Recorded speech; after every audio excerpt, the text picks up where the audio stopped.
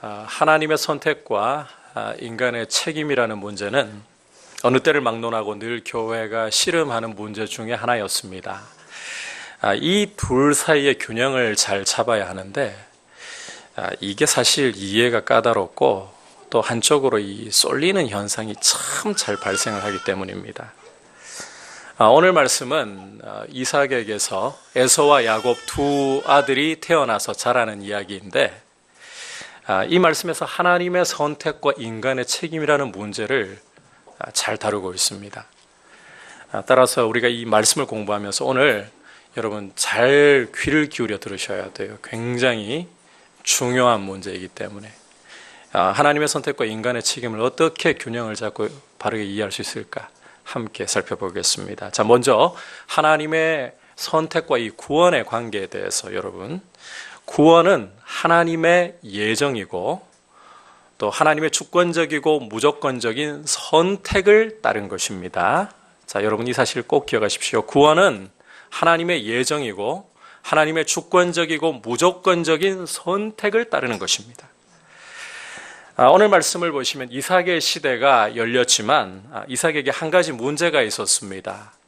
결혼한 지 20년의 세월이 흐르도록 아들을 임신할 수가 없다는 것이었습니다. 그러나 하나님께 간구할 때 하나님께서 기도를 들으시고 리브가의 태의 문을 열어주시고 임신을 하게 되었죠. 자, 그런데 임신의 기쁨도 잠시 또다시 문제가 발생했습니다. 이 태중의 아기들이 도대체 뭐 그렇게 싸울 게 있다고 학대한다는 표현을 쓸 정도로 치열하게 태중에서 싸우는 거예요. 이 때문에 어머니 리브가가 하나님께 기도를 하는데 이때 하나님이 리브가에게 주신 응답을 여러분 오늘 주목을 해야 돼요. 왜냐하면 이 응답이 오늘 말씀을 이어가는데 굉장히 중요한 역할을 하고 있기 때문입니다. 우리 함께 23절 한 목소리로 읽어보도록 하겠습니다. 시작. 여호와께서 그에게 이르시되 두 국민이 내 태중에 있구나. 두 민족이 내 복중에서부터 나누이리라. 이 족속이 저 족속보다 강하겠고 큰 자가 어린 자를 섬기리라 하셨더라. 자, 하나님이 리브가에게 주신 응답은 두 국민이 리브가의 태중에 있고 리브가의 태중에서부터 두 민족이 나뉜다는 것이죠. 주목할 것은 한 족속이 다른 족속보다도 더 강한데 그 강한 자가 누구이다? 어린 자라는 것입니다. 통상적으로는 어린 자가 큰 자를, 즉 동생이 형을 섬기는 것이 우리가 쉽게 생각하는 이해이죠. 하지만 리브가에게 주신 말씀은 정반대입니다. 큰 자가 어린 자를 섬기리라. 다시 말해서 동생이 형보다 더 강하고 형이 동생을 섬겨야 한다는 거예요. 형이 동생을. 창세기를 공부할수록 더 분명해지겠지만 여기서 형이 동생을 섬겨야 한다. 이것은 단순히 동생이 힘으로 형을 누른다. 또 일반적으로 생각하는 것처럼 형 동생 간에 그 형이 아래에 있고 동생이 위로 올라가는 주종 관계를 이룬다. 이런 뜻 아닙니다. 아닙니다. 왜냐하면 여러분이 창세기를 계속 읽어보시면 분명히 발견하게 되는 게 에서가 힘으로는 야곱에게 단 한 번도 밀리는 적이 없고 오히려 이 둘이 하나님 은혜로 화해하기 전까지 야곱이 동생이 보면 오히려 어떻게 합니까? 형 에서에게 죽을까 봐 도망다니고 피난하는 삶을 살기 때문이에요. 이후에 이스라엘 역사를 봐도 마찬가지입니다. 다윗 시대를 제외하고서는 에서의 후손인 에돔이 실제 이스라엘에게 그렇게 군사적으로 짓밟힌 게 뭐 거의 별로 찾아볼 수가 없어요. 따라서 큰 자가 어린 자를 섬긴다. 이것은 단순히 힘으로 주종관계를 이룬다는 뜻이 아니라 잘 들으셔야 돼요. 하나님의 언약 관계를 뜻한다는 것입니다. 하나님의 언약 관계를 뜻한다. 자, 하나님의 언약의 물줄기가 흘러가고 하나님 백성의 대를 잇는 복이 야곱을 통해서 이루어진다. 바로 이 말씀을 하려는 거예요. 더 쉽게 말해서 하나님 백성의 조상되는 축복이 에서가 아닌 누구? 바로 야곱을 통해서 이루어진다는 것입니다. 자, 그렇다면 우리가 여기서 질문을 하나 던져봐야 돼요. 도대체 야곱이 에서보다 뭘 더 잘했기에 이런 복을 받게 되는 것인가? 야곱이 에서보다 뭘 더 잘했기에? 자, 그런데 여러분 오늘 말씀을 잘 보시면 이것은 에서나 야곱의 자격 문제가 아니죠. 왜냐하면 보시다시피 오늘 말씀의 상황은 이 두 사람이 아직 태어나기도 전이고, 그 말인즉슨 두 사람이 아직 선과 악을 행하기도 전이기 때문이잖아요.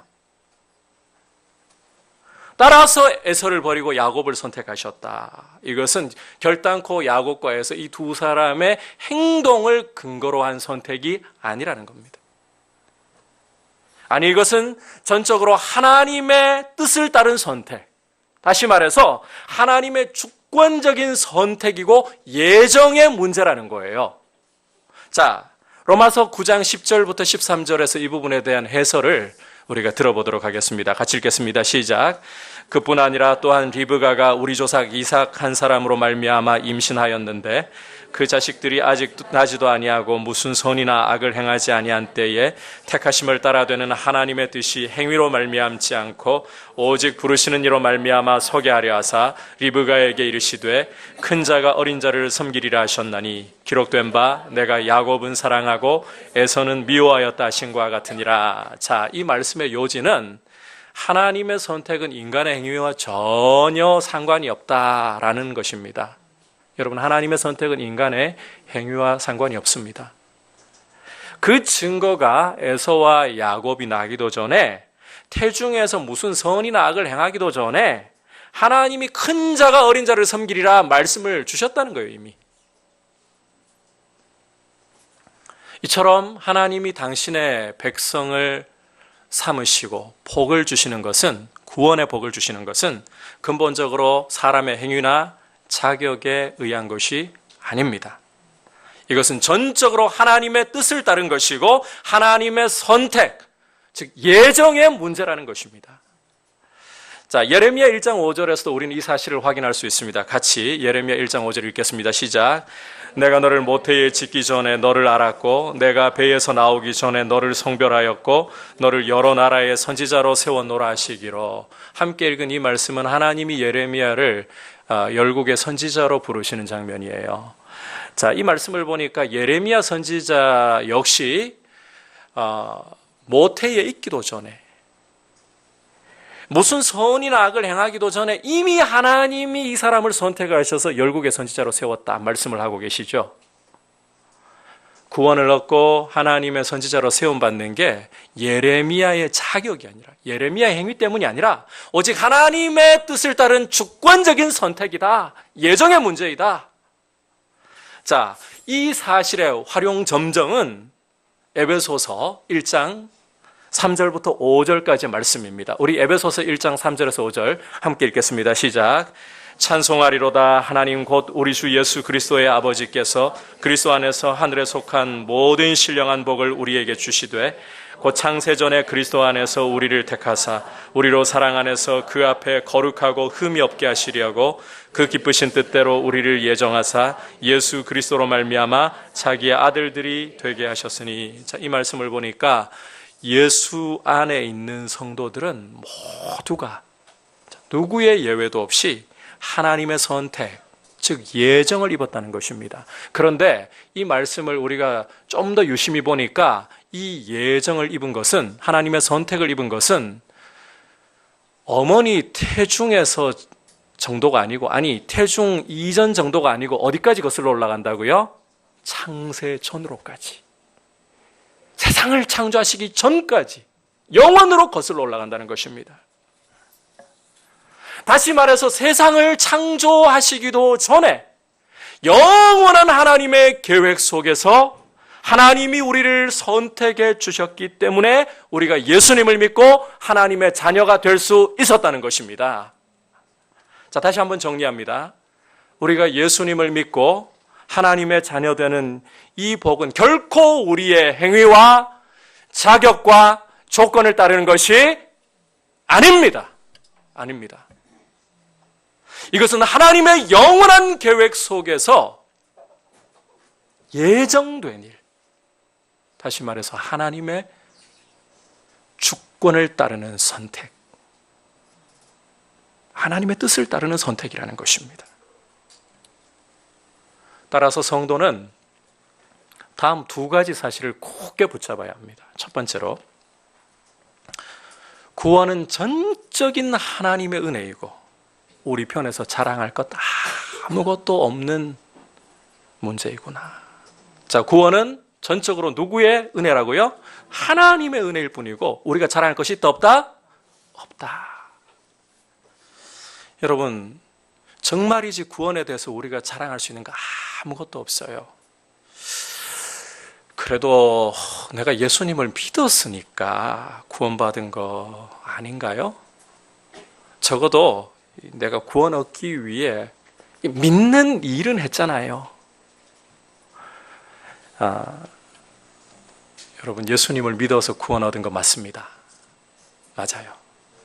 하지만 그마저도 창세전에 예수 안에서 우리를 하나님이 선택하지 않으셨다면, 우리를 예정하지 않으셨다면 우리 스스로는 결단코 예수 그리스도를 믿고 구원 얻는 복을 누릴 수가 없었습니다. 이처럼 구원을 얻고 하나님의 자녀가 된 것조차 하나님의 주권적이고 무조건적인, 우리 자격을 따지지 않는 무조건적인 선택을 따른 것인데, 감히 우리가 하나님 앞에서 우리 구원에 대해 내가 한 것이 있다, 하나님께 보태드렸다, 자랑할 게 무엇이겠습니까? 따라서 여러분, 이 예정과 선택의 문제는 잘 들으셔야 돼요. 성도를 무한히 겸손하게 만들고 오직 하나님의 은혜의 그 영광을 높이고 찬송하고 경배하게 하는데 목적이 있다는 사실입니다. 이런 식으로 예정을 오해하면 크게 잘못하는 거예요. 자, 우선 나에 대해서 그래도 나한테 뭔가 특별한 구석이 있을 거니까 하나님이 그걸 미리 알고 선택해 주신 거 아닐까? 다른 사람에 대해서 저 사람 꼬라지를 보니까 저 선택 받았는지나 모르겠어. 여러분, 이것은 예정을 함부로 오용하는 정말 잘못되고 정말 위험한 생각입니다. 강조하지만 창세전에 하나님이 우리를 자녀로 선택한 것은 전적으로 하나님의 선하신 뜻을 따른 것이지 우리의 자격 때문 아닙니다. 여러분, 자격은 고사하고 우리 안에서 우리가 발견할 수 있는 것은, 한번 따라 합시다. 죄 가운데 있고 하나님의 진노 아래에 있는 것. 여러분, 우리 안에서 스스로 발견할 수 있는 사실은 우리가 죄와 허물 가운데 죽어있고 본질상 하나님의 진노 아래에 있다는 이 사실 외에는 더 발견할 것이 없습니다. 따라서 우리가 똑똑하고 많은 돈을 가지고 있고 남들보다 뛰어난 능력을 가지고 있다. 이것도 자랑의 문제가 아니에요. 여러분, 진노 아래에 있는 죄인에게, 지금 사형이 선고된 죄인에게 아무리 감옥에서 그 목걸이 채워줘 본들, 아무리 다이아몬드 한 100캐럿짜리 반지를 채워줘 본들, 사형 선고받은 죄인에게 그 치장이 무슨 소용이란 말입니까? 그리고 그런 죄인이 감히 옆에 있는 죄인 보고 저 꼬라지를 보니까 저게 선택을 받았는지 말았는지, 이건 논할 자격이 어디에 있단 말입니까? 우리의 도리는 다만 겸손하게 우리를 구원하신 하나님 은혜에 감사하고, 나 같은 죄인을 위해 창세전에 하나님이 나를 선택하셨다니, 그리고 이 구원의 은혜를 맛보도록 믿음을 주셨다니, 오히려 감사, 찬송, 영광, 능력 하나님 다 받아주시옵소서, 예배자로 주님 앞에 겸손히 낮아지는 것뿐입니다. 두 번째로 우리가 꼭 붙잡아야 할 사실은, 구원은 우리의 상태나 조건에 따라서 흔들리거나 취소될 수 없다는 사실 꼭 붙잡아야 됩니다. 여러분, 우리의 구원이 우리의 조건, 우리의 상태에 따라서 흔들리고 무효화될 수 있다? 없다는 거예요. 예정교리는 바로 이 사실을 우리에게 굳건하게 세워줍니다. 자, 예정은 우리의 자격이 아니라 전적으로 하나님의 뜻을 따른 선택이라고 했어요. 그 말인즉슨 우리의 상태나 조건 때문에 우리 구원이 왔다리 갔다리, 오늘은 구원 받은 것 같고 내일은 보니까 또 오늘 밤에 행동하는 걸 보니까 취소될까, 그렇지 않다는 거예요. 여러분, 만약 구원이 하나님의 뜻을 따른 선택이 아니라 우리 자격에 따른 것이다, 그러면 잘 들으셔야 돼요. 우리 스스로 구원을 얻을 수 있는 사람도 아무도 없거니와,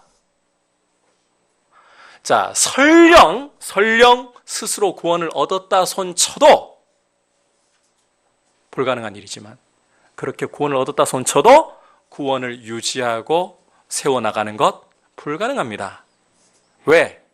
우리가 본질상 어떤 사람들이기 때문에?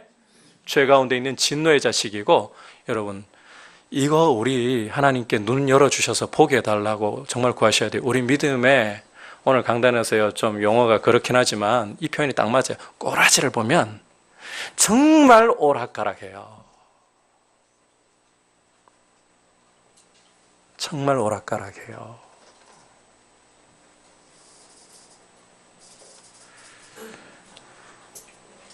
따라서 여러분, 예정의 교리보다 우리에게 구원에 대한 더 큰 확신을 줄 수 있는 것은 없습니다. 창세전에 그리스도 안에서 우리를 선택하신 분이 하나님이시고, 여러분, 그 하나님이 불변하시고 돌아서는 그림자도 없는 분이라면, 그리고 그 하나님이 모든 만물 위에 계신 분이라면 어떤 것도 누구도 여러분의 구원을 감히 흔들거나 무효화시킬 수 없습니다. 따라서 사도 바울은 담대하게 이렇게 외칠 수가 있는 거예요. 우리 함께 로마서 8장 35절부터 39절까지 말씀 한 목소리로 보겠습니다. 시작. 누가 우리를 그리스도의 사랑에서 끊으리요? 환난이나 곤고나 박해나 기근이나 적신이나 위험이나 칼이랴. 기록된 바 우리가 종일 주를 위하여 죽임을 당하게 되며 도살할 양같이 여김을 받았나이다 함과 같으니라.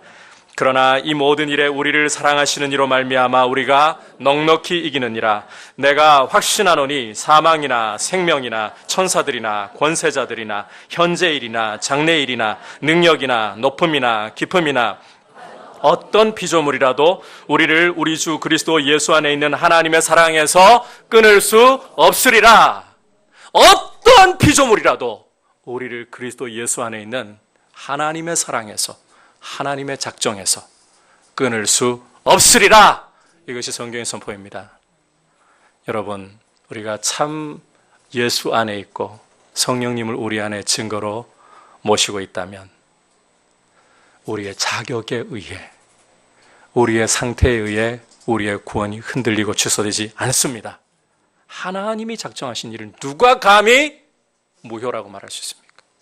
아들의 피를 십자가에 흘려서 피로 세우신 일을, 도장 찍으신 일을 누가 감히 무효라고 하겠습니까?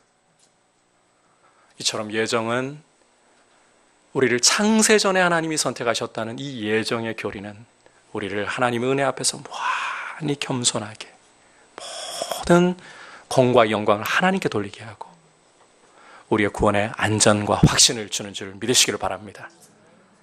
이 예정 교리에 대한 올바른 사용이에요. 자, 이제 두 번째, 그렇다면 사람의 책임 문제는 이 예정 교리와 어떤 조화를 이루어야 되느냐? 여러분, 하나님의 선택은 한번 따라합시다. 사람의 책임을 면제시키지 않습니다.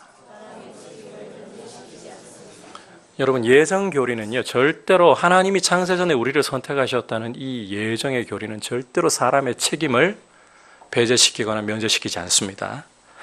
이제 27절 이하의 말씀을 보시면 에서가 또 야곱이 성인이 된 후에 일어난 한 가지 사건을 초점을 맞춰서 들려주고 있습니다. 27절에서 이 두 사람을 보면 에서는 자라가지고 아주 노련한 사냥꾼이 되었죠. 그래서 들판에서 주로 생활을 해요. 반대로 야곱을 보니까 조용하게 자라가지고 어디서 주로 지냈습니까? 장막에서 집순이가 되었어요. 자, 이제 이걸 염두에 두고 우리 29절로 건너가서 보면, 자, 하루는 야곱이 집순이라 그랬죠. 집에서 자라니까요. 누구를 보고 자라겠어요? 누구한테 또 사랑받았다 그래요? 어머니한테. 그러니까 죽 쓰는 법도 참 잘 배워놨어요. 하루는 죽을 쓰고 있는데 이 에서가, 들판의 사람 에서가 집으로 돌아온 거예요. 지금까지 에서의 모습과는 좀 달랐습니다. 야곱이 보니까 이 에서가 완전히 녹초가 되어가지고 지금까지 저렇게 녹초가 된 모습 본 적이 없어요. 완전히 흙이 져가지고 헐떡거리면서 들어오고 있어요. 아니나 다를까 자기에게, 죽 쓰고 있는 자기에게 그 팥죽 한 그릇만 지금 나한테 빨리 좀 줘. 자, 이때 야곱이 어떻게 하느냐. 31절, 형의 장자의 명분을 오늘 내게 팔라. 여러분, 형한테 그냥 죽 줘야 될 때 아닙니까? 그런데 딜을 하고 있어요. 거래를 하고 있어요. 이건 놓치면 안 돼. 형의 그 장자의 명분, 팥죽 이 한 그릇, 형한테 지금 정말 중요한 것이지 그냥은 못 주고 장자의 명분, 장자의 명분 넘겨. 그러면 형한테 이거 줄게. 자, 중요한 것은 에서의 대답. 이게 참 중요한 대답이에요. 32절 같이 읽어볼게요. 내가부터 시작. 내가 죽게 되었으니 이 장자의 명분이 내게 무엇이 유익하리요? 죽게 되었다. 지금 배고파가지고 아사 직전인데 장자 명분 필요 없어. 그래, 너가 줘. 죽이나 빨리 줘. 여러분, 이 야곱 집요한 사람이에요. 33절 보시면 그냥 또 안 줘요. 어떻게까지? 맹세하면서까지. 분명히 나한테 장자의 명분 넘기는 거다. 형, 이거 취소하면 하나님 이름 걸고, 고대는 자기보다 높은 사람의 이름을 걸고 맹세를 해요. 그러니까 아버지 이름이나 가장 높게는 하나님 이름 걸고 분명히 맹세할 거예요. 하나님 이름 걸고 나한테 맹세하는 거야. 확실한 거야. 이렇게 하고서 비로소 죽을 줍니다. 여러분, 여기서 이 장자권이라는 것은 고대 풍습을 보면 원래 아버지 유산을 장자는 그 다른 동생들, 형제들보다 한 몫을 더 받아요. 그래서 이런 복을 야곱이 사모한다. 그런데 야곱이 사모하는 이 장자권은 거기에 의미가 더해져 있어요. 우리가 앞서 이야기했지만 어떤 복이 더해져 있다 그랬습니까? 하나님의 복을 받아서 흘려보내는 믿음의 대를 이어가는 이 축복이 포함된 거예요. 하나님의 백성의 복을 포함하고 있는 거예요. 자, 야곱은 팥죽 한 그릇으로서 이 권리를, 이 축복을 차지하려는 건데, 이걸 보니까요, 야곱의 인물됨이 딱 보여요. 이 사람은 앉으나 서나 장자권 생각. 장자권 어떻게 차지할 수 있을까? 주야로 묵상하는도다. 그러니까 여러분, 이런 기회가 지금까지 기록이 없는 걸로 봐서 없었다라고 봐야 돼요. 찾아온 단 한 번의 기회. 에서가 나 배고파 죽겠으니까 팥죽 넘겨주면 장자권 그냥 줄게, 이런 말할 정도의 절호의 기회는 일생에 거의 없습니다. 이걸 그 자리에서 포착한다. 주야로 장자권을 어떻게 빼앗을까? 이 묵상하지 않고서는 불가능한 일이에요. 그러니까 이 조용하다는 게요, 이 사람이 아주 집에서 얌전하게 순진하게 자라왔다는 뜻이 아니고, 주야로 어떻게 하면 저 형의 장자권 내 것으로 만들까? 독한 인간이에요. 장자권에 목을 매단 독한 인간. 이게 야곱이에요. 그렇다면 여러분, 우리가 이 야곱을 솔직히 좋게 평가하기 어렵습니다. 한번 생각을 해보십시오. 태중에 있을 때는 누가 형이 되는 겁니까? 먼저 나가는 자. 그러니까 그 안에서 치고받고 먼저 나가려고 싸울 수 있어요. 그 다음에 나올 때도 빨리 나가려고 밀리니까 어떻게까지 할 수 있겠습니까? 발꿈치 잡는 것도 이해가 되죠? 여기까지는 비난하면 안 돼요. 먼저 나와야 장자가 되는 거니까. 자, 그런데 이미 태어나 버렸어요. 차자로 태어나 버렸어요. 그러면 장자가 되려면 어떤 조건이 갖춰져야 됩니까? 하나밖에 없습니다. 형이 죽는 것밖에 없습니다.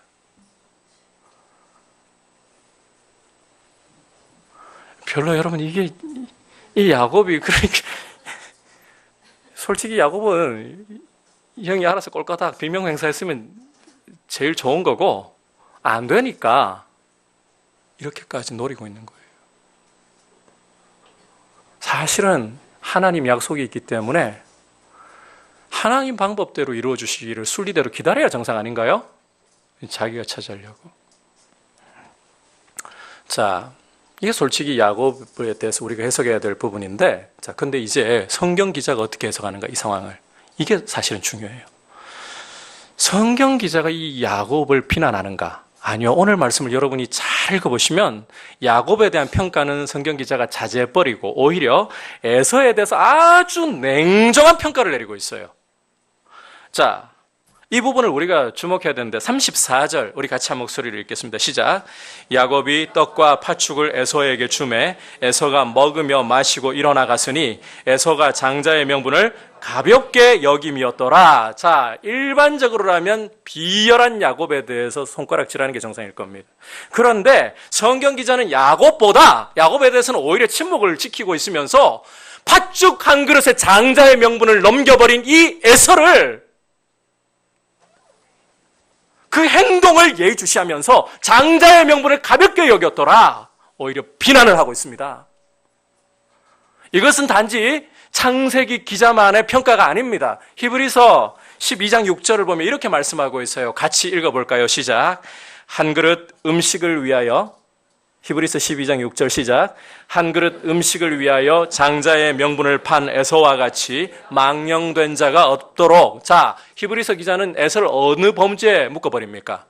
망령된 자이다. 망령된 자이다. 여러분, 과연 이렇게까지 성경 기자가 에서를 나쁘게 평가해야 할 이유가 있는 건가요?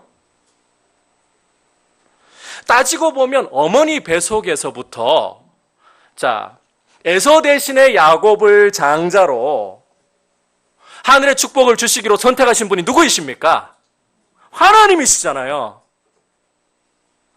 자, 좀 더 근본적으로 따지고 보면 누가 욕먹어야 됩니까? 약속받고도 비열한 방법으로 장자권 차지하려고 한 야곱, 에서가 아니라 야곱이 욕먹어야 되는 거 아닙니까?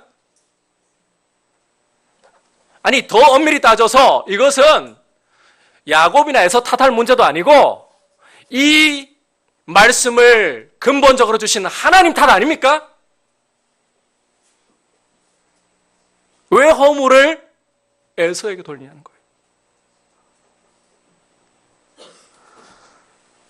사실 하나님의 이 예정과 선택 문제에서 가장 사람들이 혼란을 겪고 힘들어하는 부분이 바로 이 대목입니다.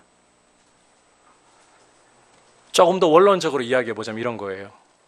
창세전에 하나님이 사람을 이미 예정하셔서 당신의 백성으로 구분해 놓으셨다면, 선택해 놓으셨다면 예수 믿을 사람들은 가만히 내버려 놔둬도 어떻게 살아도 예수 믿을 거. 안 믿을 사람은 어차피 하나님이 정해놨으니까 아무리 천도하고 아무리 노력을 해봤자 어차피 안 믿을 거. 그러니 기도가 무슨 의미가 있고 우리가 정말 허리 끊어질 정도로 간절히 기도해 본들 무슨 의미가 있고 전도 열심히 해본들 무슨 의미가 있을까? 이미 다 정해졌는데 그러니 하나님이 우리 인생에게 허물을 돌리실 이유 없는 거 아닌가요? 여러분, 어차피 모든 것을 자기의 뜻대로 다 이룰 수 있는 분이 이미 다 정해놓은 일이라니까요. 결국 인간이라는 것은 하나님이 짜놓으신 각본대로 그대로 움직이는 꼭두각시 인형일 뿐이고, 그러니 인간에게 이렇다 저렇다 책임 전가하는 건 무리 아닙니까? 자, 여러분, 이 논리 여러분 어떻게 생각하십니까? 어떻게 생각하십니까? 굉장히 논리적이고 타당해 보이죠? 갑자기 분위기가 싸해졌나요? 이상하게 생각을 하시는 게 맞긴 맞아요. 그런데 의외로 많은 사람들이 이런 의문을 가슴에 품고 있습니다. 여러분, 우리가 이 논리에 맞서서 과연 성경이 사도 바울이 이 부분을 어떻게 답해주고 있는가에 귀를 잘 기울여야 돼요. 로마서 9장으로 돌아가서 보면 사도 바울은 이 문제에 대해서 먼저 잘 들으십시오. 하나님께는 일절 불의가 없으시다는 점을 강조하고 있습니다. 하나님께는 일절 불의가 없으시다. 하나님이 당신의 백성을 미리 창세전에 선택하신 것 전혀 불의가 없는 문제이시다.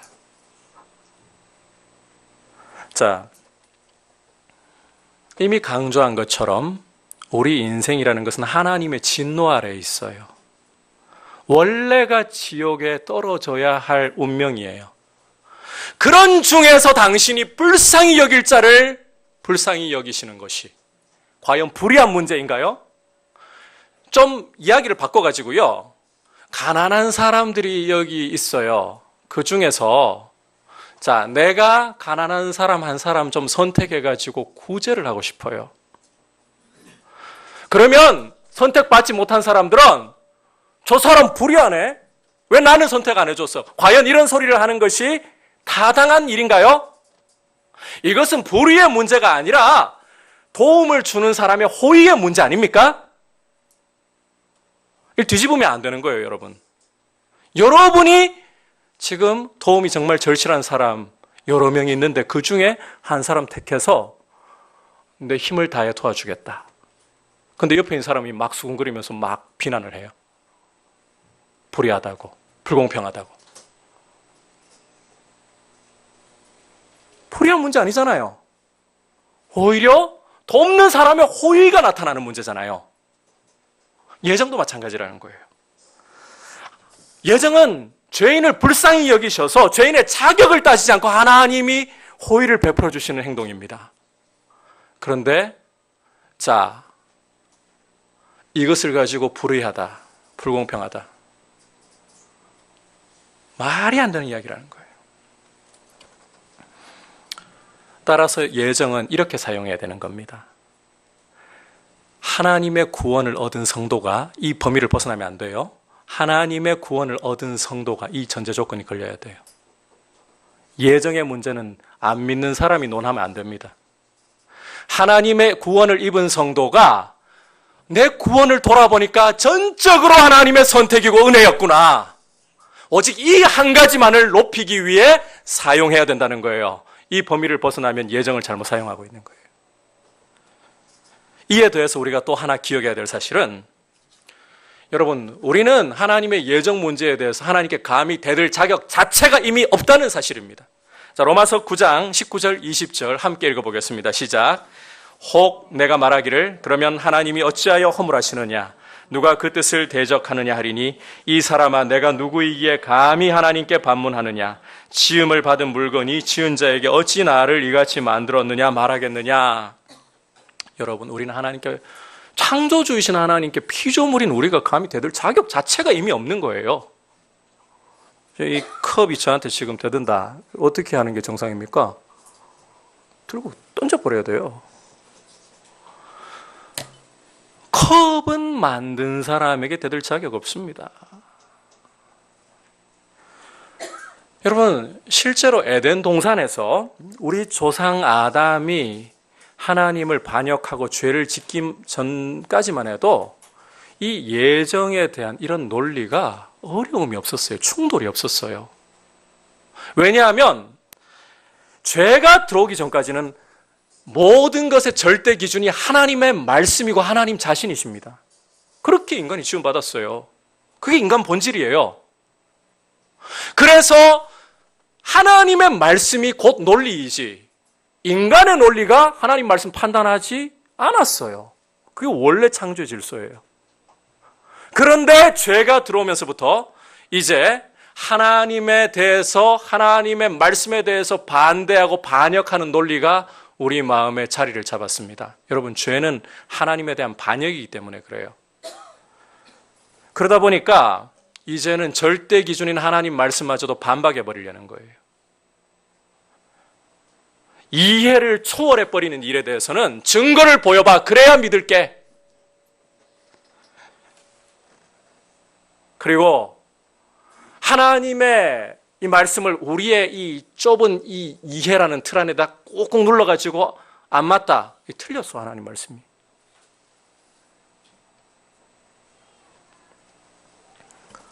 이게 어떻게 옳은 건가요? 우리는 감히 하나님께 대들 수 있는 존재가 아닙니다. 솔직히 여러분, 하나님께 대하여 함부로 말을 하고, 함부로 하나님 불의하시다고, 함부로 하나님 하시는 일이 왜 그러냐고, 이런 용감하고 무식한 말을 함에도 불구하고 하나님이 이 땅 가운데 그냥 내버려 두시는 게 이게 큰 긍휼이고 기적인 거예요. 안 그렇습니까?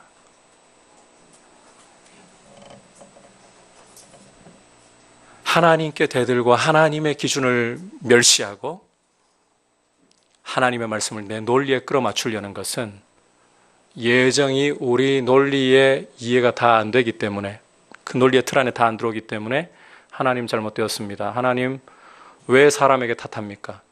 제가 정확하게 진단해 드립니다. 이것은 우리 안에 있는 죄성이 아주 강력하게 하나님께 반발하는 모습이 드러나는 것뿐입니다.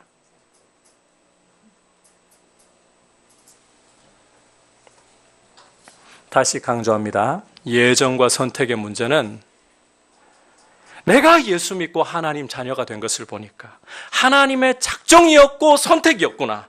구원받은 성도가 자기의 구원을 돌아보면서 이 확실한 구원을 주신 하나님께 감사드리고 영광을 돌려드리는 데 써야지, 이 용도를 벗어나가지고 다른 용도로 쓰면 안 된다는 거예요. 다시 말해서 저 사람 혹시 버림받은 거 아닌가 이렇게 판단하는 용도나, 아니면 이미 하나님이 내 운명 다 결정해놨는데 아무리 노력해본들 무슨 소용이 있어. 혹은 내 멋대로 살아도 이미 될 대로 다 되고 천국 갈 거야, 이렇게 함부로 운명론적으로 인간의 삶을 결정하는 용도로 쓰면 절대 안 되는 것이 예정입니다. 이건 예정을 정말 잘못 쓰고 있는 거예요.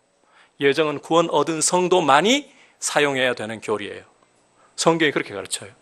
내 구원을 돌아보고 하나님을 높이는데. 다시 강조합니다. 절대로 다른 사람 판단하는데 저 사람 구원받았을까? 택하셨을까?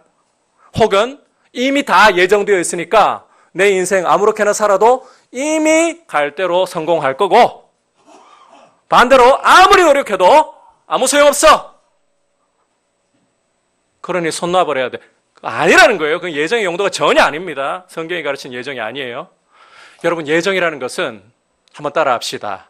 이해를 초월하는 하나님의 신비입니다.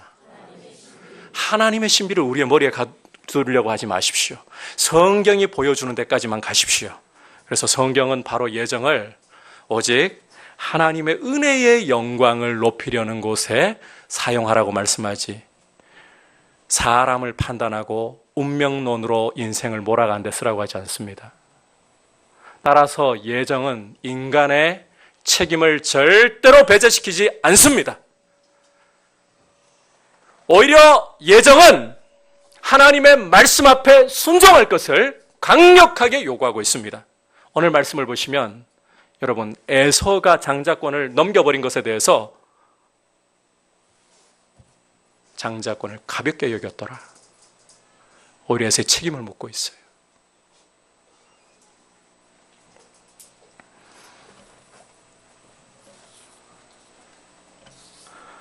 진짜 예정을 제대로 사용하고 있는 성도라면, 내가 구원 얻은 것을 보니까, 내 안에 성령이 계셔서 예수님을 주라고 고백하는 거 보니까 나 잘난 거 아무것도 없습니다. 하나님, 내 자격 때문에, 조건 때문에 이 은혜가 주어진 거 아닙니다.